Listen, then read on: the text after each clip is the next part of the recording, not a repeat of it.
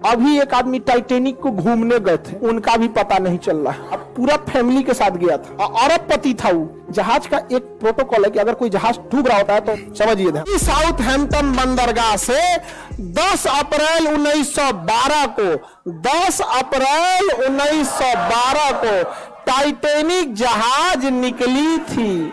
Titanic जहाज निकली थी। आई ससुरी 14 अप्रैल को जाके डूब गई। 14 अप्रैल को जाके डूब गए। बताइए, एक नए नए जाके डूब गए यहाँ पे जहाज। इसका नाम रखा गया था अनसिंकेबल, जो कभी डूब नहीं सकता है। पहले यात्रा में डूब गया यहाँ पर। रीजन था उसका, समझिए ध्यान से। ये साउथहैम्पटन से निकला, एकदम फर्स्ट क्लास निकल गया था। जब यहां पहुंचा तो ये है आपका बफिन की खाड़ी, यहां से निकली थी लेब्राडोर की ठंडी जलधारा। ये एरिया को बर्फ बना देती है, तो इस एरिया में बहुत ज्यादा बर्फ रहते हैं, बहुत ज्यादा बर्फ। इसे यहाँ के कैप्टन थे टाइटेनिक के, विलियम मडोक। इन्हें वार्निंग दिया गया था कि बर्फ बहुत ज्यादा है, संभल के चलिएगा। तो जिसने वार्निंग दिया था ना, उनसे इनका स्टूडेंट लाइफ में थोड़ा सा नहीं होता है, ईगो के अनसिंकेबल धाए दे लेके चल दिए। मौसम धुंधला था उस समय, रडार नहीं हुआ करते थे। रडार न होने की वजह से विजुअल अप्रोच करना पड़ता था, दूरबीन से देखना पड़ता था कहीं बर्फ तो नहीं है। अचानक से इन लोग को धुंधला धुंधला दिखा, देखा ध्यान से कि बाप रे बाप, बर्फ है। बर्फ बर्फ की खासियत है, जितना दिखता है उससे 9 गुना नीचे होता है। बर्फ का दिखने वाला भाग 1/10 और अंदर रहता है 9/10, यानी 10 भाग में 1 भाग दिखता है और 10 भाग में 9 भाग अंदर है। अब इनको ससुरा 3 मंजिला इतना बर्फ का चट्टान दिखा, तो 27 मंजिला नीचे होगा। और इस ससुरा तूने अभी वार्निंग दे रहा है कि टर्न मारो, टर्न मारो। टर्न मारते मारते मारते कितना इतना बड़ा आते, इतना स्पीड में था कि टर्न मारा।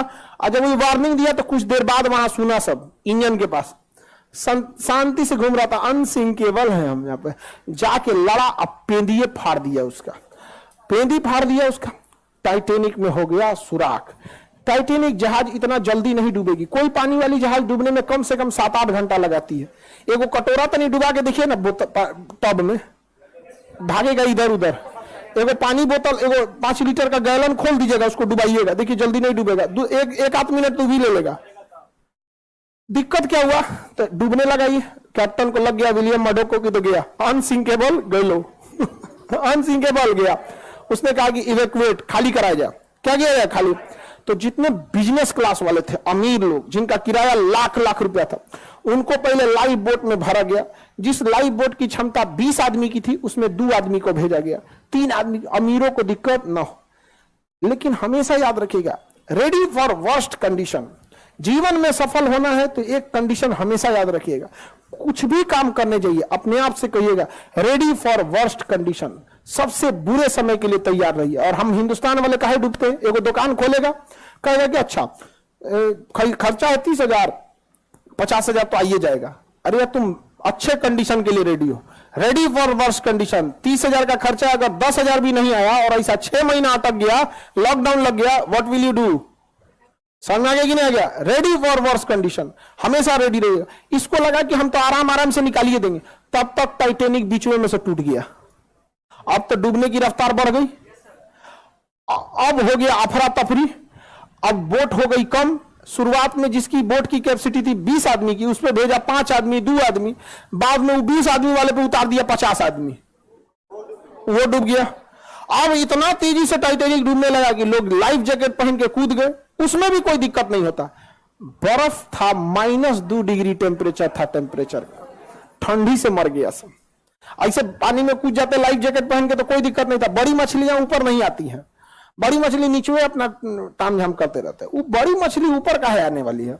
ऊपर ज्यादा कूदती है डॉल्फिन, वेल मछली। तो वेल मछली हम लोग को खाइए नहीं पाएगी, उसका मुंह इतना बड़ा नहीं होता। घोटने वाला मुंह छोटा होता है, ऐसे मुंह बड़ा होता है। जैसे इतना लोग हैं लोग ना, इस लाइन के एक बार में खा जाएगी वो, लेकिन घोट नहीं पाएगी, इतना बड़ा मुंह खोलती है घोट। अब हम ही लोग हैं, इतना मुंह में भर लेते हैं, क्या हड़ाक दे घोट पड़ते हैं? अब भरने का तो भर लिया, नहीं देखते कभी पानी पूरी वाला 3 को घुसा देता है मुंह में से। आदमी घूम जाता है, गुस्सा आराम से गिरा दूंगा, नहीं समझ रहे हैं? तो आधा आदमी ठंडा मार दिया, तो कुछ ही आदमी को बचाया जा सका, जबकि सबको बचाया जा सकता था। डूब गया अनसिंकेबल।